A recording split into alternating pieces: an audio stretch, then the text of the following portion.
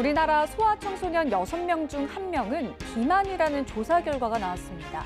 소아비만은 성조숙증이나 성장부진을 일으킬 뿐만 아니라 섭식장애와 우울증 등 정신건강 문제까지 위협하는데요. 단순히 개인의 문제가 아닌 국가 차원의 건강관리 문제로 인식하고 현실적인 대응이 필요한 때입니다. 세계 각국에서는 어떤 대책을 마련하고 있을까요? 전 세계에서 벌어지고 있는 모든 궁금한 이야기, 오늘도 글로벌 Y에서 알아보겠습니다.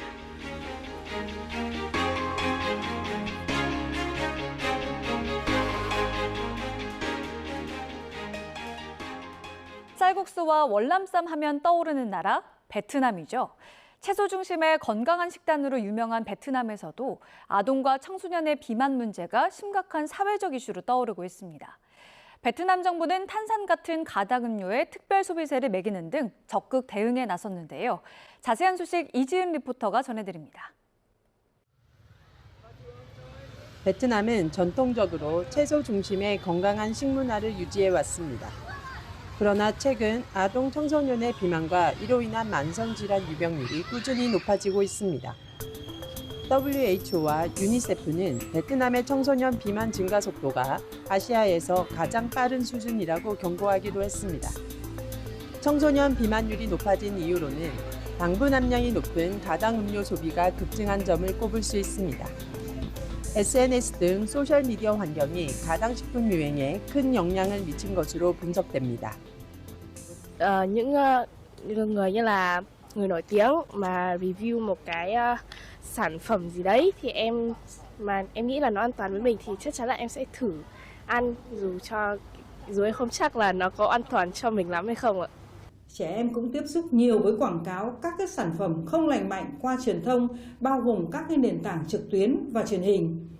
Nếu không có can thiệp kịp thời, đến năm 2030, Việt Nam dự kiến có khoảng 2 triệu trẻ em từ 5 đến 19 tuổi bị thừa cân béo phì. 비만율 증가에 대한 우려가 커지자 베트남 정부는 설탕세 또는 비만세라는 명목으로 가당 음료에 특별 소비세를 도입하는 것을 추진하고 있습니다. 설탕 함량이 높은 음료에 대해 10%의 특별 소비세를 부과하는 정책입니다. Thực ra là chính phủ đang đề xuất là mức 10% nhưng mà Bộ Y tế thì đang đề xuất là mức 30-40% và chúng tôi rất là ủng hộ cái mức đề xuất của Bộ Y tế. 빠른 도시화와 함께 좌식 생활이 일상화되고 실외 활동이 줄어든 것도 주된 원인으로 지목됩니다. 베트남 정부는 비만 예방 관리를 위해 인식 개선 캠페인과 함께 1:1 맞춤형 상담 창구를 운영하는 등 학교 중심의 교육 프로그램도 확대하고 있습니다. Là tôi rất là hài lòng với lại các cái cách mà chính phủ và nhà trường đang ứng phó với vấn đề thừa cân béo phì.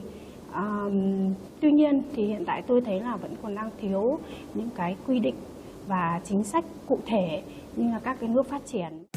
채소와 쌀국수가 식탁을 채우던 베트남.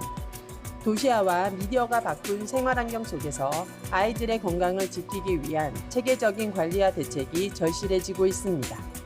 베트남 하노이에서 YTN 월드 이지연입니다. 과거 광범위한 영양실조 문제로 골머리를 앓던 브라질에서는 최근 또 다른 형태의 영양 문제가 나타나고 있습니다. 초가공식품의 소비 증가로 비만과 과체중 문제가 새로운 사회적 문제로 떠오른 건데요. 브라질은 이 문제에 대해 어떻게 대응하고 있는지 김수환 리포터가 전해드립니다. 지난 20년 동안 비만과 과체중 유병률이 급속히 증가한 브라질. 특히 아동, 청소년층에서 두드러지고 있습니다.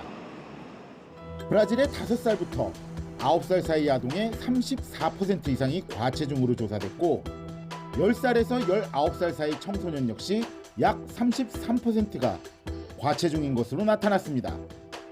세계 평균을 웃도는 수준입니다. 설탕과 지방, 나트륨이 높은 초가공식품 섭취가 급증하면서 음식은 풍족하지만 정작 필수 영양소는 채우지 못하는 상황에 직면하게 된 겁니다. 이런 문제를 해결하기 위해 브라질 정부는 가공식품 포장 전면에 고함량 경고 라벨을 의무적으로 부착하는 제도를 도입했습니다. A última medida tomada pelo governo foi a nova rotulagem nutricional, que é obrigatório, né, citar alto conteúdo de gordura saturada, adição de açúcar, adição de sódio, que foi uma medida para alertar o consumidor, né, em relação ao consumo dos alimentos ultraprocessados. 지역사회 중심으로 비만 예방 프로그램도 운영하고 있습니다. 특히 상파울로시 보건국은 침술과 명상 같은 전통요법과 현대의학을 결합한 통합치료법을 통해 시민들이 신체적, 심리적 균형을 회복하고 건강한 생활 습관을 찾을 수 있도록 유도하고 있습니다. Ela tem efeito analgésico, né? Então diminui a dor, diminui a inflamação, causa um relaxamento muscular, e também nos seus órgãos internos. Então favorece a harmonização do funcionamento dos órgãos, né? E aí facilita também no controle da ansiedade para diminuir o apetite, né? Hoje em dia, particularmente após a pandemia da Covid-19, o sofrimento mental aumentou muito, ansiedade, depressão, distúrbios do sono, e descarregam essa ansiedade, descarregam o estresse na comida. Através dessas várias modalidades, a gente faz com que realmente tenha uma harmonia e isso melhora o cuidado da obesidade também. 먹거리가 풍족해지면서 비만과 영양결핍이 동시에 심화되는 역설적인 상황에 놓인 브라질. 영양 불균형으로 인한 이른바 배부른 영양실조 문제를 해결하기 위해 다양한 정책을 마련하고 균형 잡힌 식단을 독려하는 등 국민의 건강을 지키기 위한 노력을 이어가고 있습니다. 브라질에서 YTN월드 김수환입니다. 독일에서는 청소년들의 섭식장애가 심각한 사회 문제로 떠올랐습니다. 특히 여학생들 사이에서 입원까지 이어지는 사례가 늘고 있는데요. 전문가들은 외모에 대한 사회적 압박과 SNS 문화가 청소년들의 마음을 병들게 하고 있다는 진단을 내놨습니다. 독일에서 김겨울 리포터가 전해드립니다. 최근 독일에서 정신적인 문제로 음식 섭취에 문제가 생기는 섭식장애 환자가 급격히 늘었습니다. 특히 코로나19 이후 청소년, 그중에서도 여학생 사이에서 섭식장애가 눈에 띄게 증가했습니다.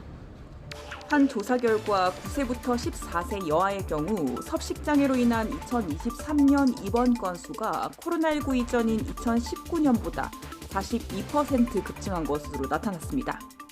When I was a little younger, like 13, 14, I noticed a lot of trends involving body checking and different diets and stuff, and I also had a little phase where I was impacted by that negatively. 코로나19 기간 동안 청소년들의 SNS 사용 시간이 늘어난 것이 주요 원인으로 지목됩니다. 소셜미디어 속 연예인이나 유명인의 비현실적인 몸매를 이상적인 기준으로 여기게 되면서 자존감은 물론 식습관에도 영향을 미쳤다는 겁니다. Eine äußerlich orientierte Kultur trägt eigentlich erheblich dazu bei, unrealistische Erwartungen an das eigene Aussehen zu entwickeln. Und so kommt es zu einer erhöhten psychischen Belastung, die dann auch wieder in eine Essstörung führen kann. 전문가들은 섭식장애가 사회적, 심리적 원인을 가진 질병이기 때문에 무엇보다 가족과 사회의 근본적인 인식 변화가 중요하다고 강조합니다. Und eine Belastung darstellt, die bisher keine Generation vor ihnen je erlebt hat. Und da können wir, glaube ich, die Folgen noch gar nicht wirklich abschätzen. Und sie da ein Stück wieder in ihre kindliche Rolle auch zu bringen, könnte ein gesellschaftlicher Auftrag sein. 독일은 청소년들의 섭식장애 치료를 위해 영양치료사와 심리치료사, 사회복지사까지 3명의 전문가가 환자를 유기적으로 돕는 시스템을 운영하고 있습니다. 그러나 조기 발견과 예방 측면에서는 여전히 부족하다는 지적이 나옵니다. Wieder so eine komplexe Frage, hängt natürlich auch ganz stark davon ab, wo lebe ich? Lebe ich eher im ländlichen Bereich? Lebe ich in der Stadt? Prävention, also wir müssen an Schulen gehen, wir müssen eigentlich schon im Kindergartenalter anfangen. 섭식장애를 그저 개인의 식습관 문제가 아닌 사회적 압력과 이로 인한 정신적 질환으로 바라보고 체계적인 예방법과 해결책을 고민할 시점입니다. 함부르크에서 YTN월드 김겨울입니다. 앞서 보신 것처럼 세계 각국은 비만이나 섭식장애로 건강에 위협받는 아동과 청소년을 구하기 위해 다양한 대책을 마련하고 있습니다. 비만과 섭식장애는 이제 개인을 넘어 사회 전체가 대응해야 할 중요한 문제인데요. 우리 아이들의 건강에 적신호가 켜진 근본적인 원인과 이들의 건강한 삶을 위해 어른들이 가져야 할 양육 태도는 무엇인지 건국대병원 소아청소년과 정수정 교수와 함께 얘기 나눠봤습니다. 먼저 이 비만과 섭식장애 어떻게 정의를 내릴 수가 있을까요? 비만과 섭식장애는 건강한 체중을 벗어난 양극단 현상이라고 말씀드릴 수 있는데요. 비만은 과잉 지방이 지나치게 많이 축적이 되고 그 기간이 지나쳐서 신체에 손상을 일으키게 된 상태라고 말할 수 있고요. 그다음에 섭식장애는 반대편으로 식사를 제한을 한다든지 아니면 제거하는 행동이 일어나게 되고 이것이 지나쳐서 신체에 손상을 일으키게 된 그런 상태라고 말할 수 있습니다. 섭식장애의 경우에는 이건 정신질환이기 때문에 소아청소년과만의 영역은 아니라는 점을 말씀드립니다. 체질량 지수, 바디 매스 인덱스라고 해서 약자로는 BMI라고 쓰죠. 성인에서는 25 아니면 30 이런 일정한 숫자 한 값을 가지고 그 기준값을 갖지만 이것은 아이들에게 적용이 될 때는 여기에 연령과 성별을 추가해서 백분위수라는 개념을 사용을 합니다. 그 값을 말씀드리자면 85 백분위수가 넘으면 이게 이제 과체중의 기준이 되는 거고 여기엔 비만도 물론 포함이 됩니다. 그리고 반대편으로 내려간 범위값은 500분위수보다 작게 되면 이것은 저체중이라고 말을 하는 거예요. 그래서 여기서 더 극단적인 상황이 이제 섭식장애라고 말을 할 수 있게 되고 대표적인 게 이제 신경성 거식증이라고 얘기하는 그 장애에 해당이 되죠. 그리고 거식증이 있고 폭식증이 있고 이렇게 되는 거고요. 요즘에는 특히나 문제가 되는 것이 우리나라뿐만 아니라 해외에서도 이제 아동기나 청소년기에 있는 아이들이 이제 섭식장애나 비만이 동시에 늘고 있다고 하던데 그 원인이 무엇일까요? 사회 현상이라고 말씀드릴 수 있는데요. 외모와 체형에 대한 이런 관심이 늘어나고 이게 관심이 지나쳐서 이제 강박과 같은 현상이 일어나게 되면 이게 이제 신체상 이상을 초래하게 되는 거고요.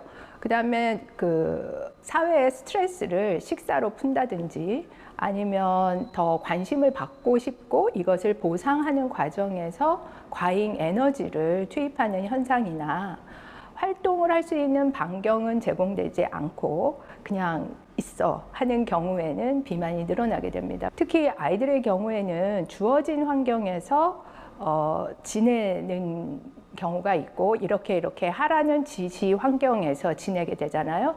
이럴 때 그 환경을 제공해 줄 때 이런 요소를 그 사회에서 제대로 반영해 내지 못한다면 양극화가 더 심해질 수 있습니다. 그다음에 성장기이기 때문에 이 성장이 체중의 방향으로 갈 건지 아니면 그 체중의 증가가 키로 전환될 수 있는지 하는 것은 생활 축에 따라서 달라진다라고 말씀드릴 수 있습니다. 아무래도 이런 부모나 교사의 역할이 중요할 것으로 보여지거든요.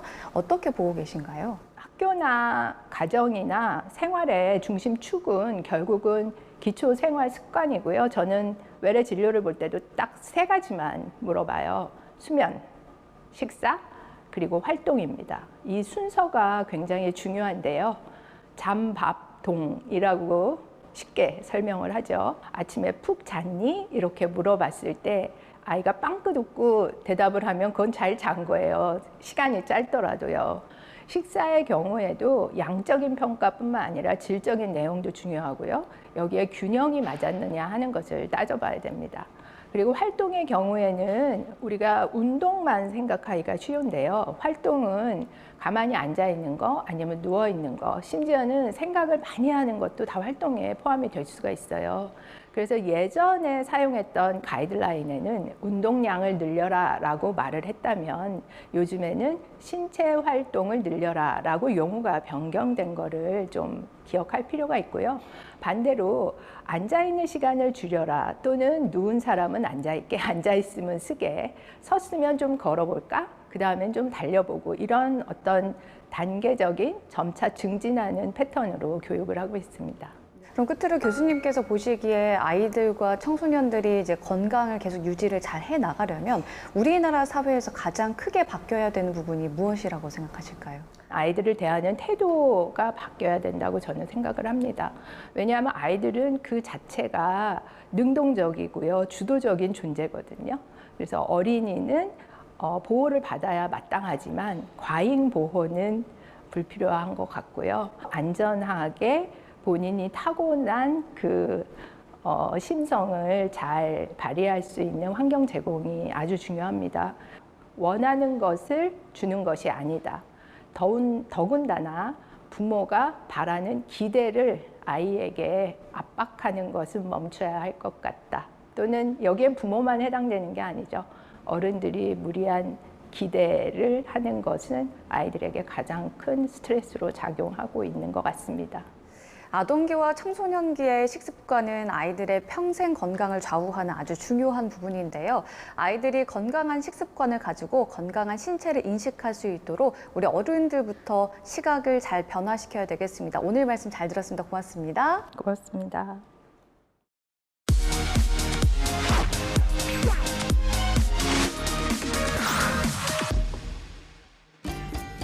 푸른 바다가 펼쳐진 필리핀 세부의 막탄 항구.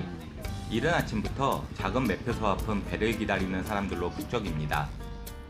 작은 배에 서둘러 몸을 싣는 사람들, 어디로 향하는 걸까요? 바닷바람을 따라 15분 정도 달리면 세부에 숨겨진 보석 같은 섬, 올랑고가 모습을 드러냅니다.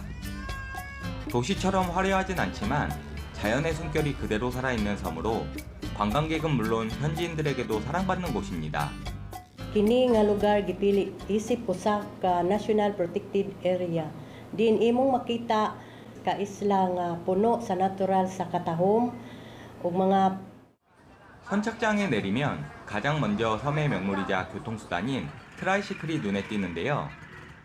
오토바이를 개조해 만든 이 차량은 좁은 골목을 누비며 주민들의 발이 되어주고 섬을 찾는 관광객들에게 이색적인 경험을 선사합니다. 트라이시클을 타고 섬을 따라가다 보면 올랑고 섬에서 꼭 가봐야 할 동물보호구역인 철새 국립공원에 도착합니다.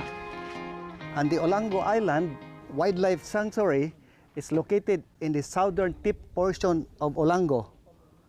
This is the whole Olango Island, and the sanctuary is in the southern tip portion of Olango, which consists of 1,382 hectares. 조용한 맹그로브 숲과 고요한 갯벌이 펼쳐진 철새 보호구역. 해마다 7만 마리가 넘는 철새들이 따뜻한 겨울을 보내기 위해 찾아오는 세계적인 조류 서식지로 잘 알려져 있는데요. 특히 11월부터 2월 사이에 다양한 철새들을 관찰할 수 있어서 인기 명소로 손꼽힙니다. 자연을 충분히 느끼셨다면 이곳만의 특별한 맛을 즐길 차례죠. 바다 위에 떠있는 플로팅 레스토랑에서는 손님이 직접 고른 싱싱한 해산물을 원하는 방식으로 즉석에서 요리해줍니다. 시원한 바닷바람을 맞으며 즐기는 식사는 그 자체로 특별한 추억이 됩니다. 바쁜 일상에서 벗어나 발길이 닿는 곳마다 잠시 앉아 머물다 보면 그 자체로 큰 위로가 되는 섬. 소박하지만 깊은 매력을 간직한 세부에 숨겨진 보석 같은 올랑고 섬이었습니다. 글로벌 Y 오늘 준비한 소식은 여기까지입니다. 시청해주신 여러분 고맙습니다.